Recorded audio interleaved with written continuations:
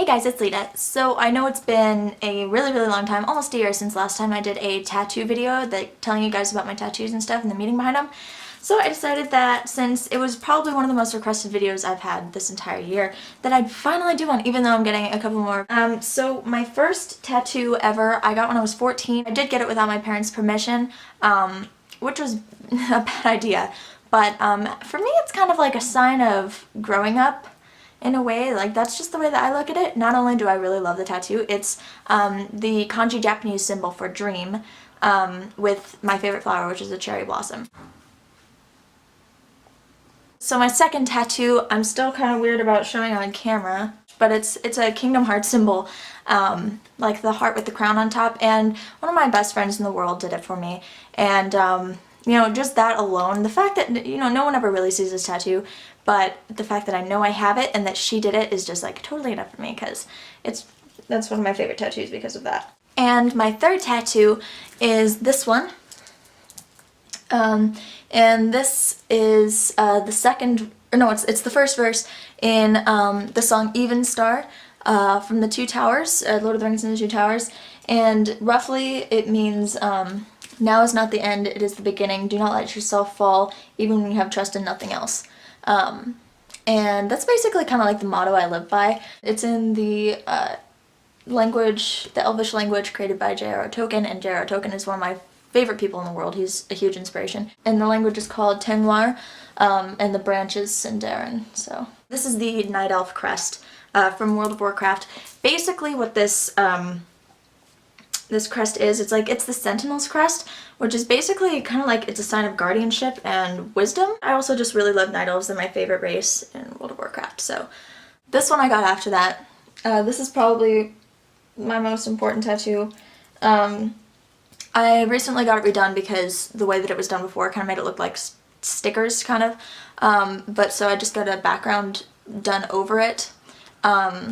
And these butterflies used to be crumbling, but the reason that I got them filled in was because with the background it would look way too cluttered if I had them broken up still. So it still possesses the same meaning, though. Basically what it was is when I was going into 9th grade, when I was 14, I was like really upset about everything. I hated where I lived, and I hated everything about everywhere. And my dad, I wasn't on very good terms with him at the time, so I didn't really like acknowledge everything that he said. He took me to like a field. He told me to look out the window and said, when you look out at the field, do you see pretty or do you see ugly? And I was like, oh, I hate it. It's ugly. I hate it so much. And then he said, all right, well, close your eyes and imagine a butterfly. Do you think it's pretty or do you think it's ugly? And I was like, well, I think it's pretty because I like butterflies. They're pretty. And so I was like, yeah, they're pretty. And he was like, okay, so now keep your eyes closed and look at the same butterfly in your head and imagine it as ugly.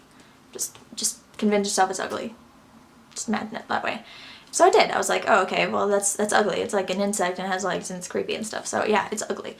And then he was like, okay, now open your eyes and look out at the field that you thought was really ugly before and apply the same concept in your head to the place that you previously thought was ugly, or how I use it today, the situation that you see as ugly, and look at it as beautiful. So that's basically what I apply to my life now, is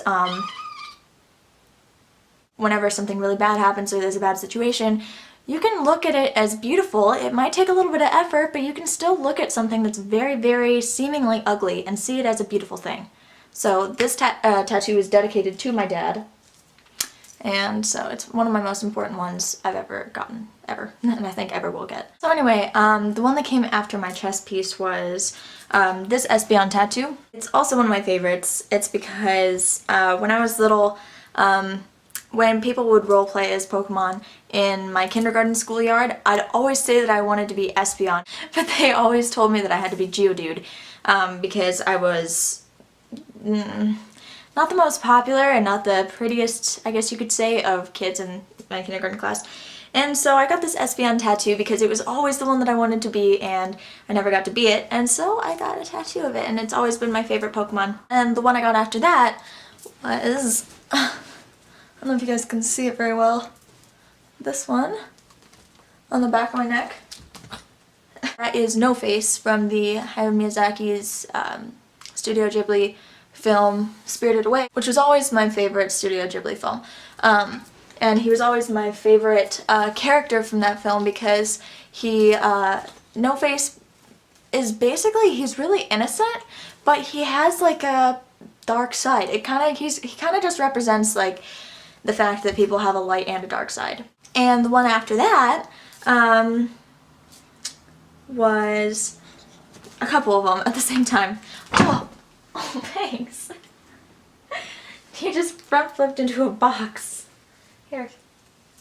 It's the Horde symbol. Just because, like, I don't know, Horde was the first place that I played on, or the first faction that I played on. And so I just really like the symbol too, so. And let's see, also this one, which I got at the same time, right here. And it means friend. And me and Serena actually got this on our wrists together. So, yeah. And it's, oh my goodness, what? And I also got this on the same day, which is one of the tattoos I've just always been wanting. So I got it. But it's a soot sprite from Spirited Away, the same movie that No Face is from. And it's just, they're just so cute. It's just like a little soot sprite that are like, they're super happy, and then they have these little star candies in the movie that they're like, eh. That. You can't really see it very well, but it's a little Mario star. And then the ones after that, which are pretty recent, are these ones on my back. Here's one of them. You may recognize these cats if you didn't already know I had these. This one is Zaya, my little black kitty. And this one is Arcane. And they're just basically, it's my cats, but they're in like, Zaya's in a little witch hat with pumpkins and stuff and like in a graveyard. And Arcane is, basically he's like in an alchemist's lab, and he has like a little wizard hat and a little cloak and stuff like that. And some potions in the background. And then my most recent one was actually getting this one redone.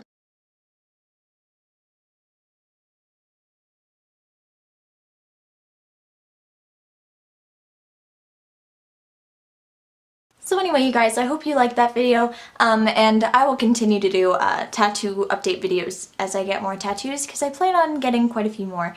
But anyway, you guys, I love you so much, seriously, I always will, I promise. And so does Panks. She loves you guys too. And I can't wait to see some of you guys at Playlist. It was so amazing meeting you guys. Earlier this week at Niagara Falls. Seriously, it was one of the best days I've ever had. And remember to keep smiling, and don't let your day tell you don't let your day be bad. Okay, I love you guys so much. Hugs. Okay, bye.